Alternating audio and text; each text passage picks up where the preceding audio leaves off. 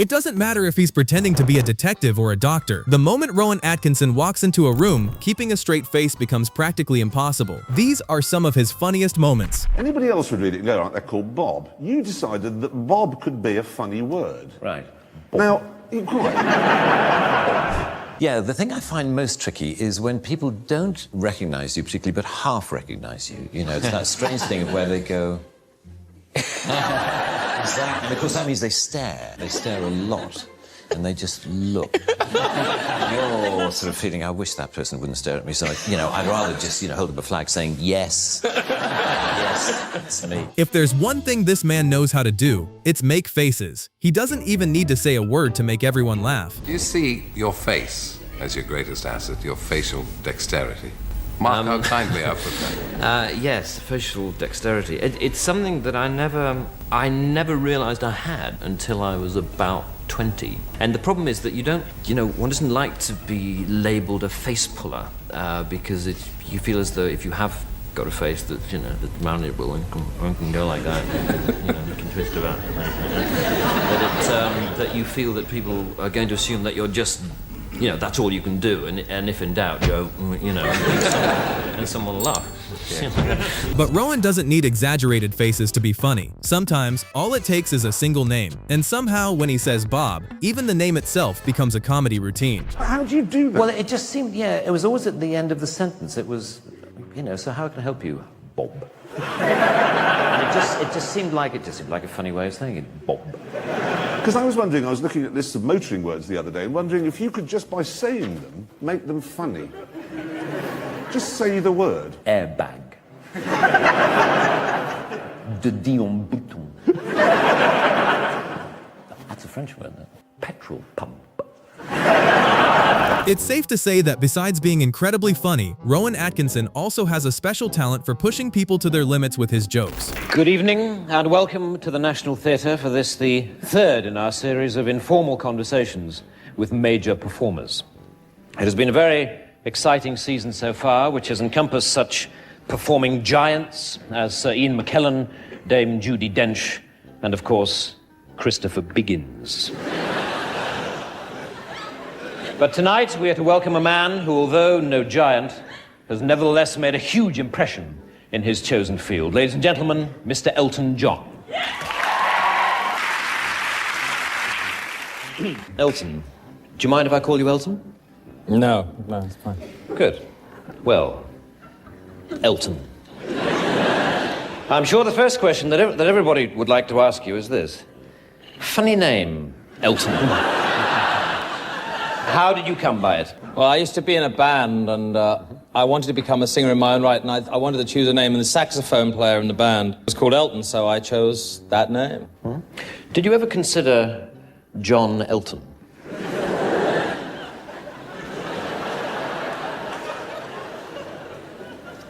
No. You didn't? Okay.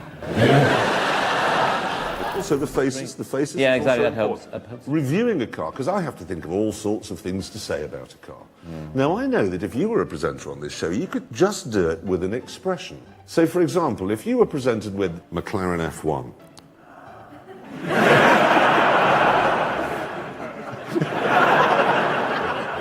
the imperiousness one gets from a Range Rover. Ah, right, okay.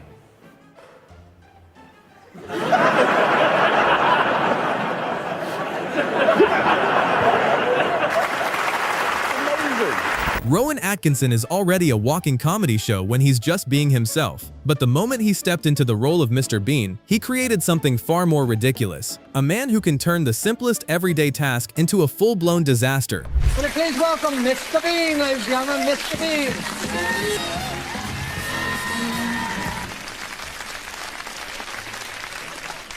And one of those. Oh, there we are. Right, 6 steps. And then 3 steps. 6 steps. Those. It's just that you've got to plan your escape route, you see, those. If there's a power cut and all the lights go out and you have to rush out, because if the lights go out, I'm off like a rat with race like that. My escape starts 3 or 4 steps. 1, 2, 3 steps, and then 6 steps. So like 1, 2, 3.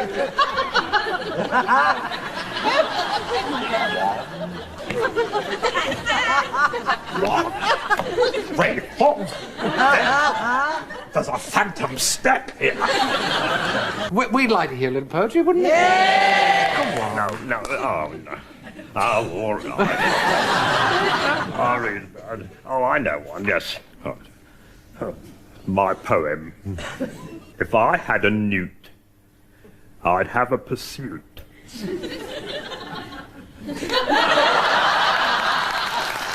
When Rowan Atkinson showed up on stage dressed as the devil, you already knew this wasn't going to be a normal comedy show. Instead of welcoming the audience, he decided to give them a tour of hell, sorting everyone into groups and, of course, making sure the lawyers had their own special section. Hello.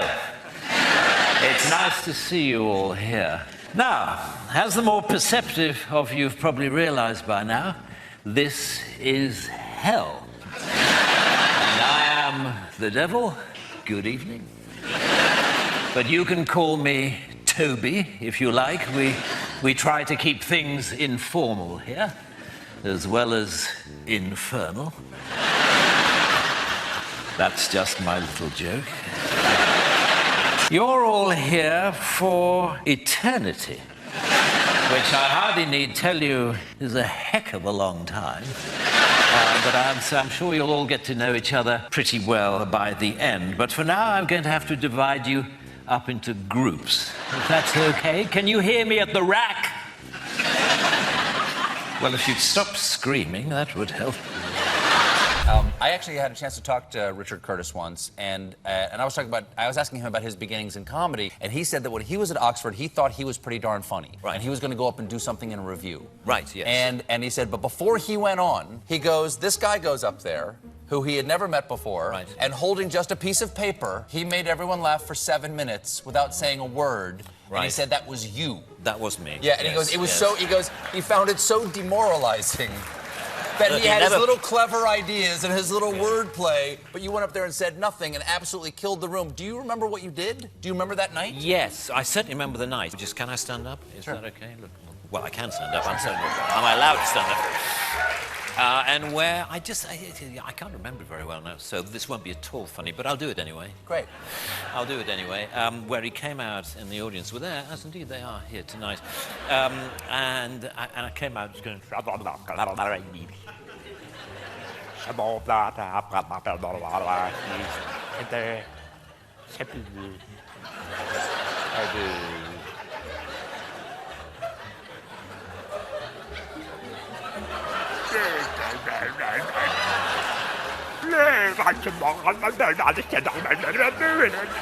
anyway, it was something like that. It was...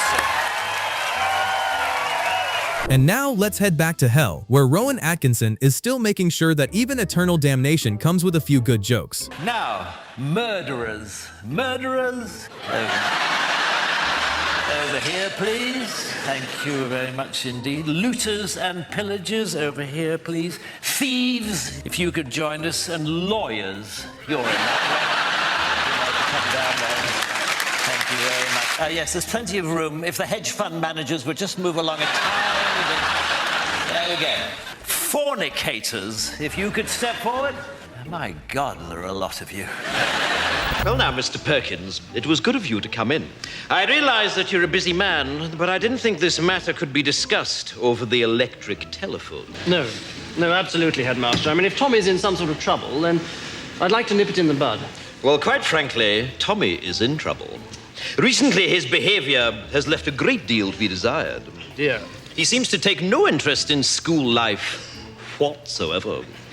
He refuses to muck in on the sports field. And it's weeks since any master has received any written work from him.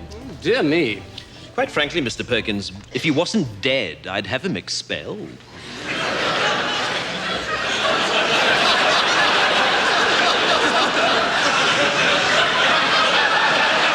You've been wearing that haircut for a bet, have you? Everyone knows Rowan Atkinson is a legend, but if he can make even hell funny, he can probably make anything funny. Subscribe for more unforgettable comedy moments, and I'll see you in the next one. Bye.